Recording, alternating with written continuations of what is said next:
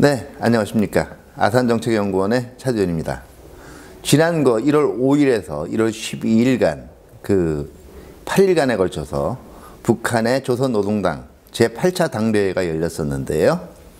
그 노동신문 등을 비롯한 북한 매체도 일제히 보도하기를 이 대회의 가장 중요한 이 슬로건 중에 하나가 우리식 사회주의의 새로운 승리였어요.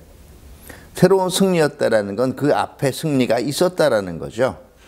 한마디로 제8차 노동당 대회를 통해서 북한이 이야기하고자 했던 것은 2016년의 제7차 노동당 대회 이후에 지난 5년간 북한이 대내외적으로 상당히 이 찬란한 승리를 거두었다라는 거고요.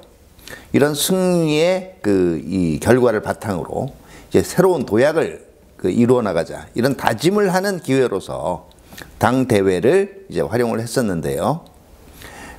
이미 제가 우리 홈페이지에 게재된 이슈 브리프에서도 말씀을 드렸습니다만은 이게 굉장히 이 중요한 굉장히 다양한 북한 나름대로의 메시지가 있었고 또 풍부한 이 말의 성찬이 있었습니다만 그 내에는 북한 나름대로의 고민도 상당 부분 있었다라는 것이 제가 홈페이지에 게재했던 이슈 브리프의 주요 내용이었어요.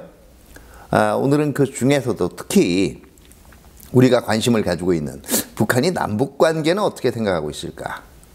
그리고 2018년에 이 판문점 선언하고 평양 공동선언에서 북한이 완전한 한반도 비핵화에 합의를 했었거든요. 이 합의에 대해서는 어떻게 생각하고 있을까? 이 두 부분에 주로 초점을 맞추어서 말씀을 드리겠습니다. 사실은 말의 성찬 뒤에 상당한 고민이 있었다고 제가 서두에 말씀을 드렸는데요. 자, 북한이 얘기하는 것이 지난 5년간 상당히 자랑할 만한 성과를 거뒀다라고 얘기를 했는데 역시 북한에서도 중요한 거는 경제 부분이거든요. 그런데 우리 언론에서 보도가 됐고, 그리고 이 노동당 대회를 하면은요, 지난 5년간의 실적 보고를 하는 과정이 있어요. 이걸 북한의 김정은 국무위원장이 직접 했는데요. 그걸 총화보고라고 합니다.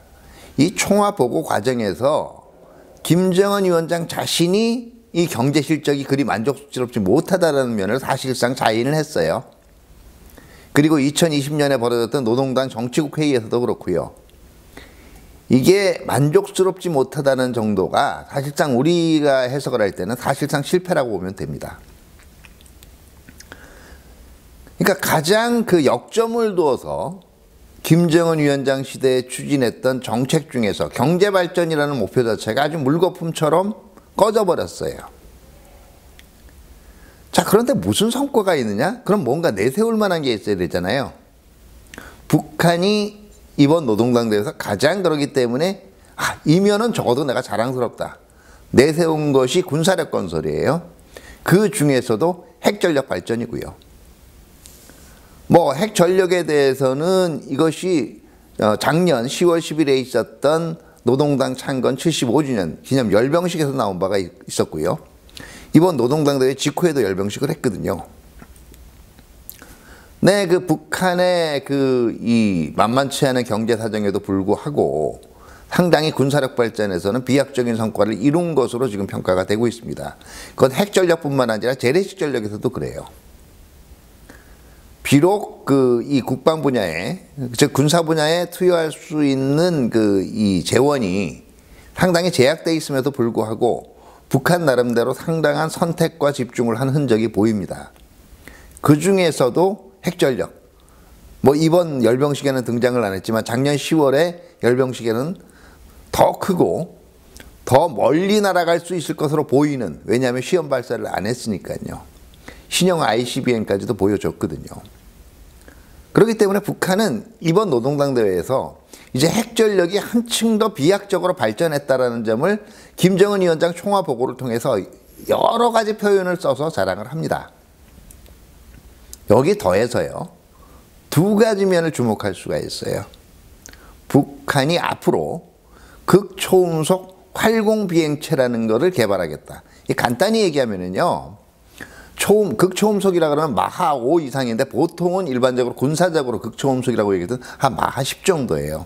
이게 기존의 유격수단으로 못 잡거든요. 그런 그 탄두를 새로 개발을 해서 앞으로 ICBM에 달겠다라고 얘기한 거예요. 이게 여러 가지 의미가 있는데 무슨 얘기냐면은요, 북한은 이제 그냥 단순히 핵 보유국 수준이 아니라 그 수준에 있어서는 아마 미국, 러시아, 중국을 제외하면 가장 뛰어난 핵 보유국이다. 그리고 머지않아 미국, 러시아, 중국도 따라잡을 수 있을 정도로 핵 수준이 발전했다라는 걸 간접적으로 보여주는 거고요. 두 번째는 전술핵 무기.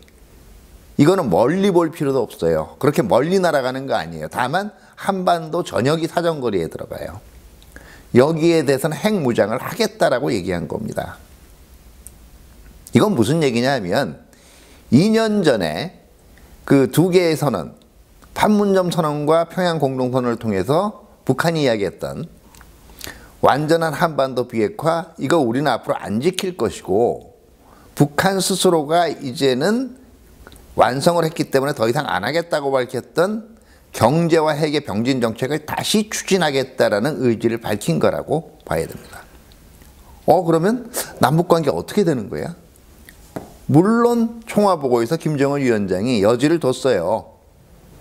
잘만 하면 그 2년 전에, 그러니까 2년 전에 막 그 정상회담 3번 하고 이런 상태로 돌아갈 수 있다라고 얘기를 한 거죠. 근데 여기서 그렇게 돌아갈 수 있다는 전제가 뭐냐면요, 북한은 잘못한 거 없다라는 거예요.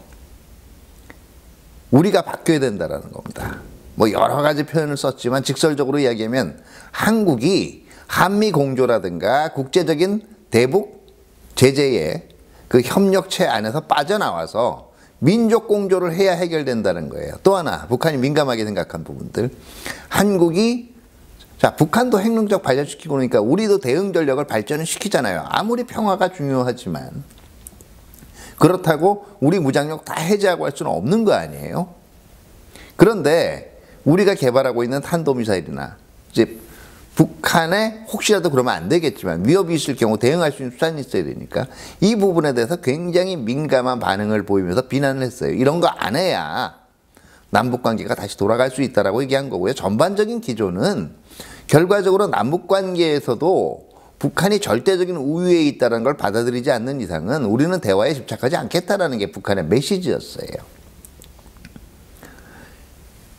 병진 정책을 지속해 나가겠다. 그리고 앞으로 한반도 전역이 북한의 핵 사정권 안에 분명히 들어갈 수 있다. 세 번째, 남북관계 북한이 주도권이 있다는 걸 인정하고 민족 공조에 의해서 국제적인 대북 제재만 빠져나오지 않을 거면 남북관계 이야기하지 말아라.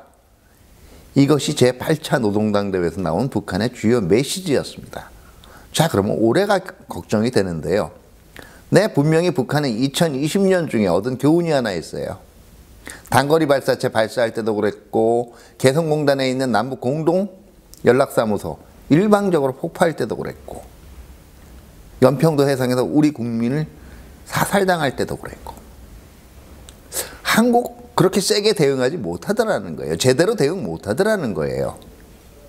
그렇기 때문에 실질적으로 북한이 핵 능력을 보여주는 거, 이거는 잘못하면은요 미국의 그 대북 제재가 더 세질 수도 있고 또 중국하고 러시아마저도 외면할 수가 있어요. 아, 쟤네들 왜 저럴까 이렇게 생각을 해서요. 그런데 그런 행동이 당장은 부담스러워서 선뜻 선택하기 힘들 때 먼저 할 수 있는 것이 바로 대남 도발이라는 거예요. 작년 3월에 했듯이 그 서울이나 수도권이나 다른 지역을 겨냥할 수 있는 단거리 발사체를 계속 발사하면서 한국을 압박하는 거죠. 남북 협력하고 중장기적으로 평화라는 가치 분명히 중요합니다.